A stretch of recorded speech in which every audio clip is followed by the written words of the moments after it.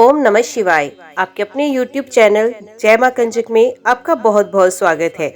भगवान भोलेनाथ व माता पार्वती की कृपा आप और आपके परिवार पर सदा सर्वदा बनी रहे। श्री शिव महापुराण की कथाओं को आगे बढ़ाते हुए आज की कथा का आरंभ हम श्री विष्णु जी को सुदर्शन चक्र की प्राप्ति अध्याय से करेंगे। उम्मीद करती हूँ कथा का पूरा फल लेने के लिए आप कथा को शुरू से लेकर अंत तक जरूर श्रवण करेंगे। ओम नमः शिवाय।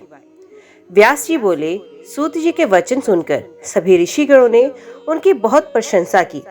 तत्पश्चात वे बोले, सूत जी आप सब कुछ जानते हैं, इसलिए हम आपकी जिज्ञासा की शांति के लिए आपसे प्रश्न पूछते हैं। अब आप हमें हरीश्वर नामक शिवलिंग का महात्म्य बताएं। हमने सुना है कि इसी शिवलिंग के पूजन के फलस्वरूप भगवान श्री हरि विष्णु को सुदर्शन चक्र की प्राप्ति हुई थी। ऋषिगणों द्वारा किए गए प्रश्नों को सुनकर सूत जी बोले, हे मुनिगणों, एक समय की बात है, पृथ्वी लोक पर दैत्यों का अत्याचार बढ़ने लगा। वे अत्यंत वीर और बलशाली हो गए तथा उन्होंने मनुष्यों को प्रताड़ित करना शुरू कर दिया। यही नहीं, वे देवताओं के घर शत्रु हो गए और उन्हें भी दंडित करने लगे। संसार में धर्म का लोप होने लगा, क्योंकि दैत्य अधर्मी थे और अन्य मनुष्यों को भी पूजन नहीं करने देते थे। इस प्रकार दुष्ट दैत्यों से दुखी होकर देवता भगवान श्री हरि विष्णु की शरण में गए। उन्होंने विष्णु जी को अपने सारे दुख बताए तथा उनसे दुखों को दूर करने की प्रार्थना की। तब सब देवताओं को समझाकर उन्होंने वापस भेज दिया और स्वयं कैलाश पर्वत पर जाकर भगवान शिव की आराधना करने लगे। भगवान विष्णु ने कैलाश पर्वत पर जाकर सर्वेश्वर शिव का पार्थिव लिंग स्थापित किया और विधि विधान से परमेश्वर शिव की आराधना आरंभ कर दी। श्री हरि ने घोर तपस्या की, फिर भी शिव प्रसन्न नहीं हुए। तब उन्होंने देवाधिदेव महादेव जी को संतुष्ट करने के लिए शिव जी के सहस्र नामों का पाठ आरंभ कर दिया।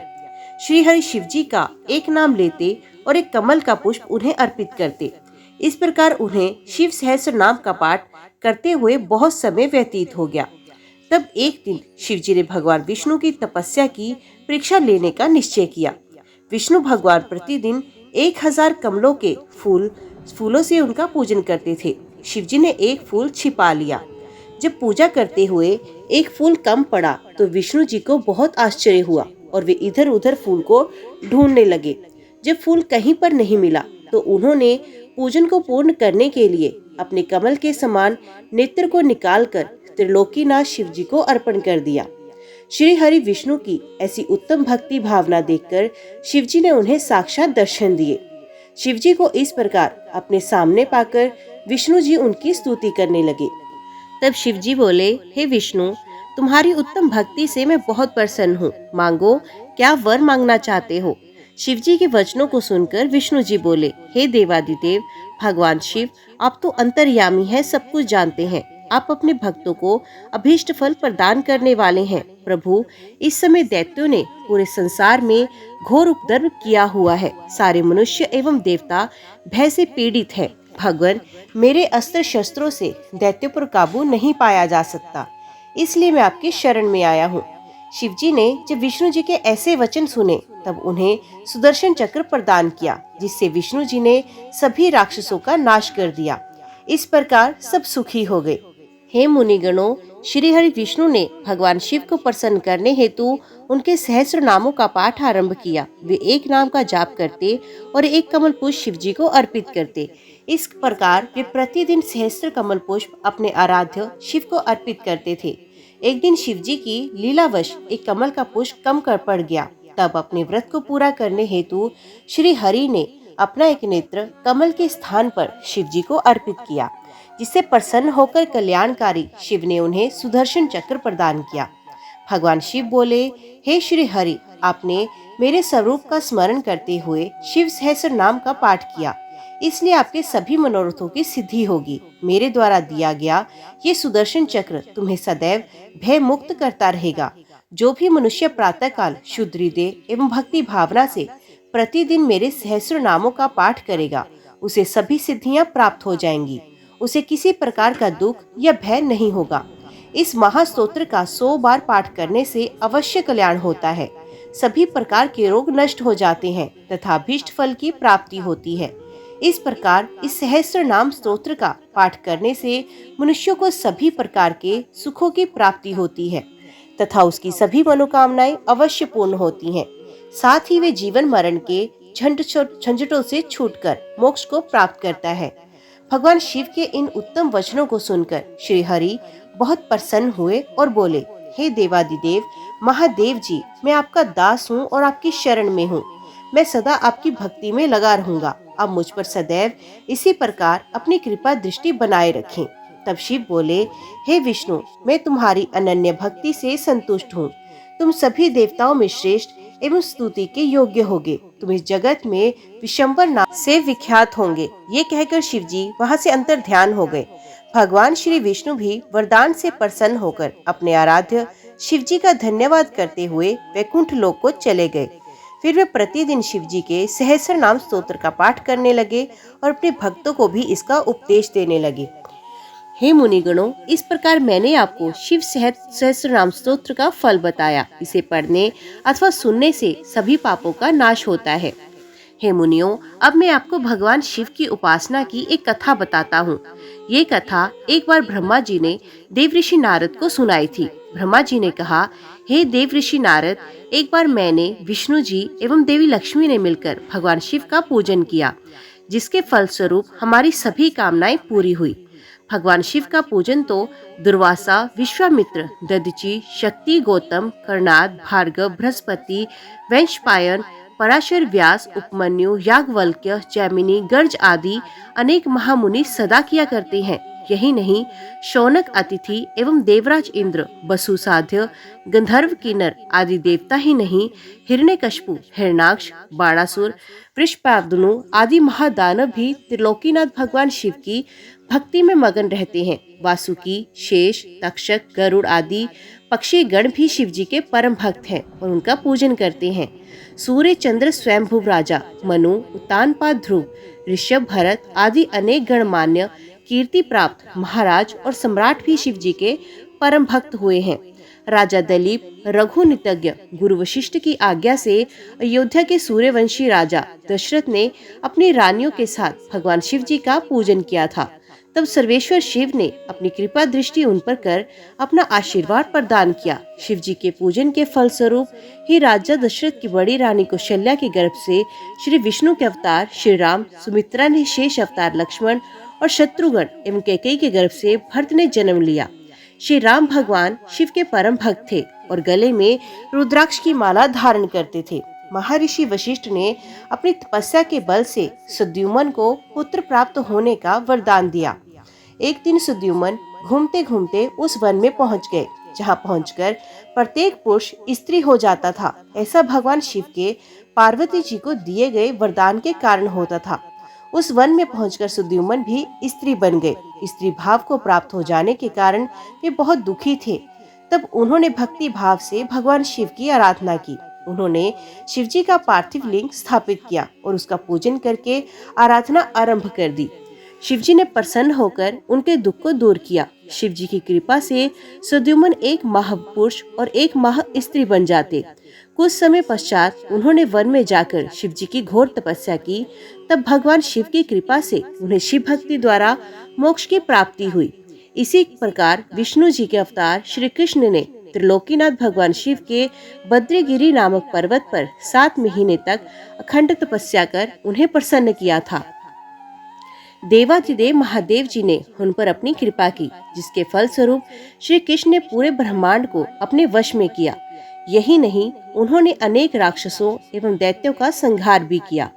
इस संसार में वे गुरु के रूप में पूजित हुए। श्री कृष्ण के वंश में उत्पन्न प्रद्युम्न, सांबी भगवान शिव के परम भक्त हुए। मुनियों, भक्तवत्सल कल्याणकारी भगवान शिव की आराधना में देवता, ऋषि, मुनि, मनुष्य और राक्षस भी सदा तत्पर रहते हैं। शिव जी के भक्तों की गणना असंभव है। ऋषि बोले, हे महामुने सूत जी, जिस व्रत के कारण त्रिलोकीनाथ कल्याणकारी भगवान शिव प्रसन्न होते हैं, वे व्रत हमें बताइए। तब ऋषियों के प्रश्नों को सुनकर सूत जी बोले, हे ऋषिगणों, पूर्व काल में एक बार माता पार्वती ने भगवान शिव से ये प्रश्न पूछा कि स्वामी, किस विधि एवं व्रत से संतुष्ट होकर आप अपने भक्तों को भोग और मोक्ष प्रदान करते हैं। तब शिव बोले, हे देवी, मुझे प्रसन्न करने एवं भोग मोक्ष प्राप्त करने के लिए तो अनेकों व्रत हैं। वेदों को जानने वाले उत्तम महर्षि 10 उपवासों को अधिक महत्वपूर्ण मानते हैं। इन व्रतों का विधि विधान मैं आपको बताता हूँ। प्रत्येक महीने की अष्टमी को व्रत करें तथा रात के समय ही व्रत को खोलकर भोजन ग्रहण करें, परंतु काल अष्टमी पर रात में भी भोजन ना करें। दिन के समय व्रत रखकर मेरा पूजन करें और रात्रि के समय भोज ले। शुक्ल पक्ष की एकादशी को रात में भी भोजन ना करें। इसी प्रकार शुक्ल पक्ष की त्रयोदशी में रात को भोजन करें, परंतु कृष्ण पक्ष की त्रयोदशी पर रात में भी भोजन ना करें। इन सभी व्रतों में शिवरात्रि का व्रत सर्वोत्तम माना गया है। शिवरात्रि का व्रत फाल्गुन माह के कृष्ण पक्ष में होता है। इस दिन प्रातःकाल जल्दी जागे, नित्य कर्म करने के पश्चात शिव मंदिर में जाकर विधि पूर्वक भगवान शिव का पूजन करने के पश्चात उनसे प्रार्थना करें कि हे नीलकंठ, मैं आज इस शिवरात्रि के उत्तम व्रत को धारण कर रहा हूँ। आपसे मेरी कामना है कि आप मेरे व्रत को निर्विघ्न पूर्ण करें। काम, क्रोध, शत्रु आदि मेरा कुछ ना बिगाड़ सके। भगवान, आप सदा मेरी रक्षा करें। इस प्रकार संकल्प लें। तत्पश्चात रात होने पर पूजन की सभी सामग्री को एकत्रित कर ऐसे शिव मंदिर में जाएं, जहां शिवलिंग की प्रतिष्ठा शास्त्रों के अनुसार की गई हो। शरीर को स्नान से शुद्ध करके स्वच्छ वस्त्र पहनाकर आसन पर बैठकर भगवान शिव का पूजन करें। 108 बार शिव मंत्र का उच्चारण करते हुए जलधारा शिव जी को अर्पित करें। इसी जलधारा से अर्पित की गई वस्तुओं को नीचे उतारें। तत्पश्चात गुरु मंत्र का जाप करते हुए शिव जी को काले तिल चढ़ाएं। भव, शर्व, रुद्र, पशुपति, उग्र भीम, महान भीम, ईशान नामक 8 शिव नामों का उच्चारण करते हुए कमल और कनेर के फूल शिव जी पर चढ़ाएं। फिर धूप, दीप और नैवेद्य अर्पित कर उन्हें नमस्कार करें। जप हो जाने पर धेनु मुद्रा दिखाकर जल से उसका तर्पण करें। तत्पश्चात विधि पूर्वक विसर्जन करें। इस प्रकार रात्रि के पहले पहर में पूजन करें। रात्रि का दूसरा पहर होने पर पुण्य शिवलिंग पर गंध, पुष्प आदि द्रव्यों द्वारा सर्वेश्वर शिव का पूजन करें। 216 शिव मंत्र का जाप करते हुए पार्थिव लिंग पर जलधारा चढ़ाएं। तिल, जौ, चावल, बेलपत्र, अर्घ, बिजोर आदि वस्तुओं से पूजन करना चाहिए। तत्पश्चात खीर का नैवेद्य अर्पित करें तथा पुण्य शिव मंत्र का जाप करें। ब्राह्मण को भोजन कराएं और संकल्प करें। फल और फूल अर्पित कर उसका विसर्जन करें। तीसरे पहर में ही विधि विधान से पूजन कर, परंतु इस पहर में जौ की जगह गेहूं और आग के फूलों से पूजन करें। पूजन के पश्चात कपूर से आरती करें। अर्घ के रूप में अनार अर्पित करें। फिर ब्राह्मण को भोजन कराएं और संकल्प लें। चौथा पहर आरंभ होने पर शिव जी का आवाहन करके उर्द कंगनी, मूंग व 7 धातुओं, शंख, फूल एवं बिल्व आदि का मंत्र जाप करते हुए अर्पित करें। तत्पश्चात केले एवं अन्य फल मिष्ठान अर्पित करें और जप करें। फिर सामर्थ्य के अनुसार ब्राह्मणों को भोजन कराने का संकल्प करें। सूर्य उदय तक उत्सव करें। फिर स्नान करके भगवान शिव का पूजन करें। तत्पश्चात संकल्प किए हुए ब्राह्मणों को बुलाकर भोजन कराएं और फिर शिव जी से प्रार्थना करें, हे दया निधान, कृपा निधान, देवाधिदेव भगवान शिव, मैंने जाने अनजाने आपकी भक्ति में तत्पर हो आपका व्रत और पूजन किया। आप मुझ पर कृपा कर इस पूजन को स्वीकार करें। हे प्रभु, मैं चाहे जहाँ भी रहूं, मेरी भक्ति सदा आप में रहे। ये कहकर पुष्पांजलि अर्पित कर ब्राह्मण को तिलक लगाएं और उसके चरण स्पर्श कर आशीर्वाद दें। इस प्रकार विधि पूर्वक किए गए शिवरात्रि के व्रत का बहुत अधिक महात्म्य है। इस व्रत से शिव जी के सानिध्य की प्राप्ति होती है और मोक्ष पाकर वे मनुष्य सांसारिक बंधनों से छूट जाता है। इस उत्तम व्रत का महात्म्य श्री पार्वती जी एवं श्री हरि विष्णु ने भी सुना। फिर शिव महिमा का गुणगान करते हुए वे बैकुंठ लोक को चले गए और वहां जाकर विष्णु जी ने लोक कल्याण हेतु इस महाव्रत को किया। सूत जी बोले, हे ऋषिगणों, अब मैं आपको शिवरात्रि के महाव्रत की उद्यापन विधि बताता हूँ। 14 वर्षों तक शिवरात्रि के व्रत का नियम पूर्वक पालन करना चाहिए। त्रयोदशी के दिन सिर्फ एक बार भोजन करें। शिव चतुर्दशी को निराहार व्रत कर पूरा करें। रात को शिवालय में गौरी तिलक मंडप की रचना करें। उसके बीच में लिंग व भद्र मंडल की रचना करें। उसी स्थान पर प्रजापत्य नामक कलशों की स्थापना करें। उस कलश के वाम भाग में पार्वती जी एवं दक्षिण में शिव जी की प्रतिमा स्थापित करें एवं उनका पूजन करें। व्रत करने वाले मनुष्यों को ऋत्विजों के साथ आचार्य का वर्ण करके उनकी आज्ञा से शिव जी का आवाहन करके विसर्जन तक पूरी रात्रि शिव जी का विधि पूर्वक पूजन करना चाहिए। भगवत संबंधी कीर्तन, गीत व नृत्य करते हुए रात बितानी चाहिए। प्रातः स्नान आदि से निर्वृत्त हो विधि के अनुसार होम करें। फिर प्रजापत्य का पूजन कर ब्राह्मणों को भक्ति पूर्वक भोजन कराएं। भोजन कराने के पश्चात ऋत्विजों को वस्त्र आभूषण दें तथा बछड़े सहित गो का दान आचार्य को करें। तत्पश्चात शिव जी से प्रार्थना करें कि हे देवादिदेव, आप हम पर प्रसन्न हो और हमारी पूजा स्वीकार करें। ये कहकर मंडप की सब सामग्री भी आचार्य को दान कर दें। तत्पश्चात नम्रता पूर्वक दोनों हाथ जोड़कर मस्तक झुकाकर प्रेम से महाप्रभु देवादिदेव भक्त वत्सल भगवान शिव से प्रार्थना करें।